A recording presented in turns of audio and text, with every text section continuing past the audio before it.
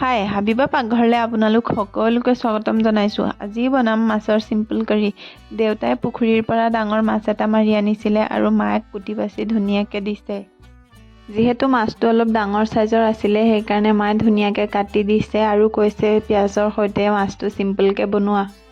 আমাৰ ঘৰত ডাঙৰ চাইজৰ মাছ হ'লে প্ৰায়ে এনেকৈ অলপ পিঁয়াজৰ সৈতে বনোৱা হয়।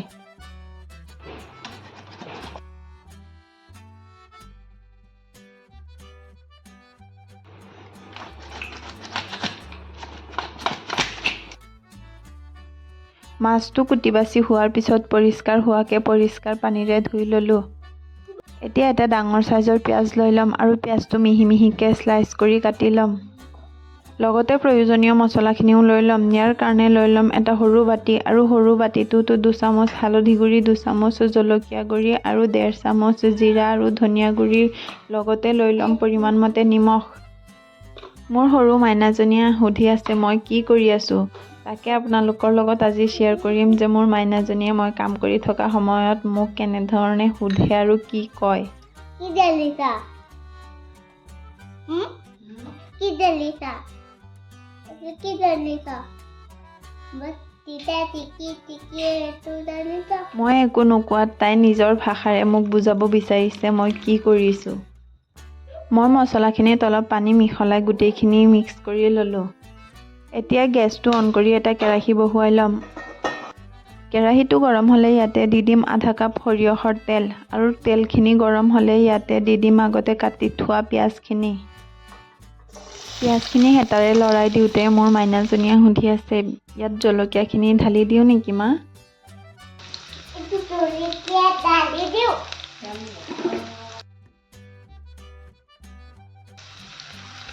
এইটো ঢালি দিওঁ।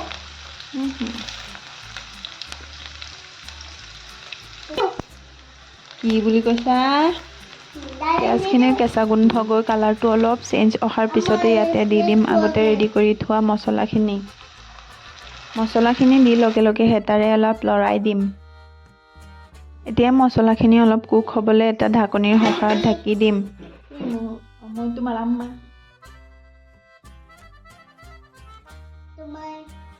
তুমি আমা আমি কোন?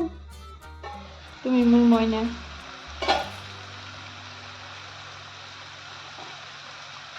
এইটো কি?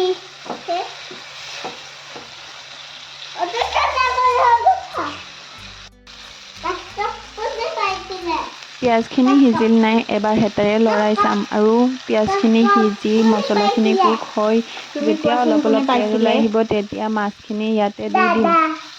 হেতাৰ সৈতে মাছখিনি আৰু মছলাখিনি একেবাৰে ধুনীয়াকৈ মিক্স হোৱালৈকে লৰাই দিম আৰু ধুনীয়াকৈ মিহলাই ল'ম। গেছৰ ফ্লেমটো ল' মিডিয়ামত ৰাখি এই মছলাৰ সৈতে মাছখিনি 3 পৰা 5 মিনিট সময় কুক হ'বলৈ ৰাখি দিম।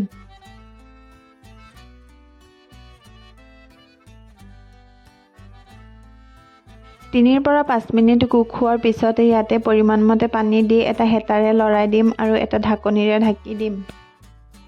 প্ৰথমে মই অকণমান পানী দি ভালকৈ কুক হ'বলৈ দি দিম। ইয়াত গৰম পানী ব্যৱহাৰ কৰিব। তুমি মোক বাৰে বাৰে কিয় সুধিছা? আমি সুধিছোঁ এইটো কোনো মাছ পাইছে। তুমিতো জানাই দেখোন তেতিয়া এই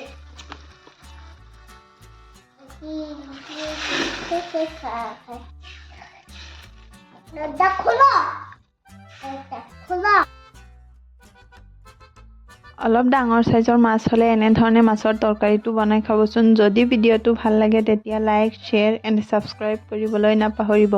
কাষত থকা বেল আইকনটো প্ৰেছ কৰি দিব। অন্য এটা ভিডিঅ'ত লগ পোৱাৰ আশাৰে আজিলৈ বাই বাই।